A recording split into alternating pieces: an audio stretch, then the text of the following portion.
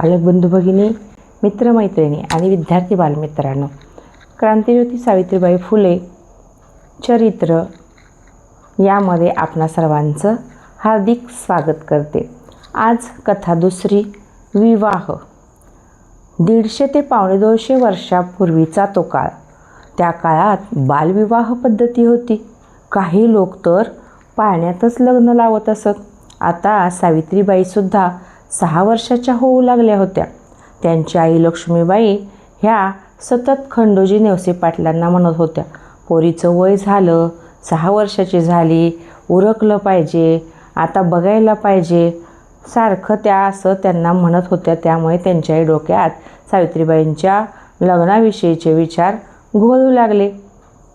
त्या काळामध्ये मुलाचे लग्न 10 वर्षापर्यंत व्हायला हवे। 10 वर्षापेक्षा मोठा जर मुलगा असेल तर त्याला घोडनवरा म्हटलं जायचं आणि मुलीला घोडनवरी असं म्हटलं जायचं। त्या काळामध्ये मुलाच्या वडिलांनी मुलीच्या वडिलाला हुंडा दिला जायचा। त्या हुंड्याला द्याज असं म्हणत। हा द्याज 50 रुपयापासून 500 रुपयापर्यंत दिला जाई। हा द्याज मुलीच्या रूप, गुण, शेतात काम करण्याचा वेग यावरून ठरवला जाई। या सर्व नियमांमध्ये सावित्री बसत होती। सावित्री ही रूपवान, गुणवान, कष्टाळू असल्यामुळे खंडोजी नेवसे पाटलांना सावित्रीच्या लग्नाची काळजी वाटत नव्हती। घरकाम आवरल्यानंतर सावित्री खेळायला जाई। रानात ती चिंचापाडी, कैऱ्यापाडी, घर झाडायचं कामसुद्धा तिला लहानपणापासून आवडायचं। अशी सावित्री कष्टाळू आणि सुलक्षणी होती।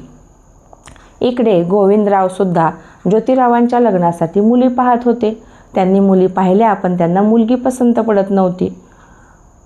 त्याच काळामध्ये ज्योतिराव 8.5 महिन्याचे असताना त्यांच्या गोविंदरावांच्या पत्नी म्हणजे ज्योतिरावांची आई 25 डिसेंबर 1827 रोजी त्यांचं निर्वाण झालं।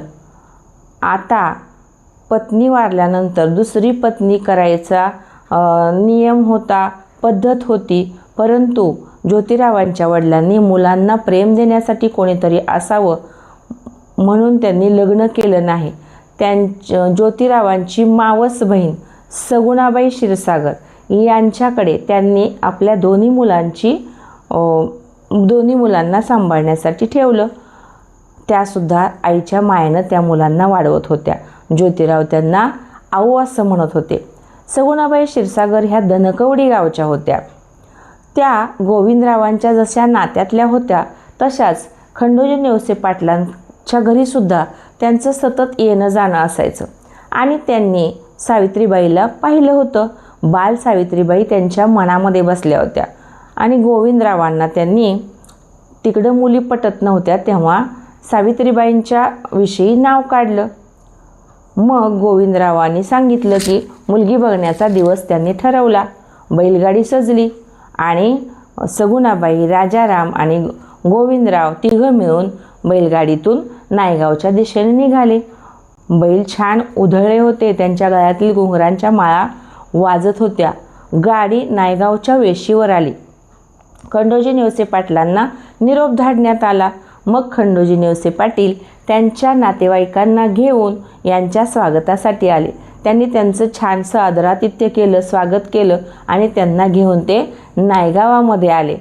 मग त्यांनी त्यांच्या नौकरांना सूचना दिल्या की या बैलांना चारा पाणी घाला आणि ते माणसांमध्ये येऊन गप्पा मारू लागले, ओळखी करून घेऊ लागले आणि मग त्यांनी मुलगी पाहण्याचा कार्यक्रम केला।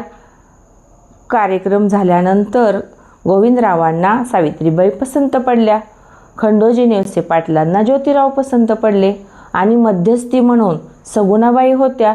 त्यामुळे दोन्ही कुटुंबांनी लग्नाला संमती दर्शवली। सुपारी फुटली आणि मग 8च दिवसात लग्न करायचं ठरलं। सगळा पाहुणचार घेऊन सगुणाबाई, गोविंदराव, राजाराम पुण्याकडे रवाना झाले। लग्नाचा दिवस येऊन ठेपला। त्यावेळी सावित्रीबाईंचं वय 9 वर्षांचं होतं, ज्योतिरावांचं वय 13 वर्षाचं होतं. लग्नाचा छान थाट झाला होता. सगळी तयारी चांगली झाली होती. वरातीसाठी हत्ती गावामध्ये आणला होता, त्यामुळे लग्नाचा वेगळाच रुबाब तयार झाला होता. आणि फक्त हे लग्न फुले नेवसे कुटुंबाचं नसून पंचक्रोशीतील सगळ्या गावातील लोकांचं झालं होतं. प्रत्येकजण पडेल ते काम करत होता. हा लग्नाचा सोहळा आनंदाने पार पडला. सर्वांनी मिळून लग्न छान पार पाडलं. जेवणाचा कार्यक्रम बेत उत्तम झाला. एकमेकांनी एकमेकांचं छान आदरातिथ्य केलं. अशी ही नववधू काल खेळणारी मुलगी आज नववधू म्हणून पुण्याला जाणार होती. पुण्याला जायची ओढ तिला लागली होती. सगुणाबाई, लक्ष्मीबाई यांच्या तोंडून ऐकलेली ज्योतिरावांची बुद्धिमत्ता, गुणवत्ता हे सगळी हे त्यांची गुणं सावित्रीबाईंच्या मनामध्ये रेंगाळत होती. सोन्यानं मढलेली ही नववधू पुण्याला निघाली. पुण्याला गेल्यानंतर ज्योतिरावांच्या पावलावर पाऊल टाकत फुलेवाड्यात तिनं पाऊल टाकलं. सगळीकडे आनंदी आनंद झाला. सगळ्यांना छान वाटलं. आता सावित्रीबाई नेवसे ह्या सावित्रीबाई फुले झाल्या. अशा पद्धतीनं त्यांचा विवाह अतिशय सुंदररित्या पार पडला. सगळीकडे आनंदी आनंद झाला. तो काळ होता, ते वर्ष होतं 1840. हा व्हिडिओ आवडल्यास मला कमेंट करून कळवा. व्हिडिओ पूर्ण पहा. व्हिडिओ लाईक, शेअर, सबस्क्राईब करा. धन्यवाद.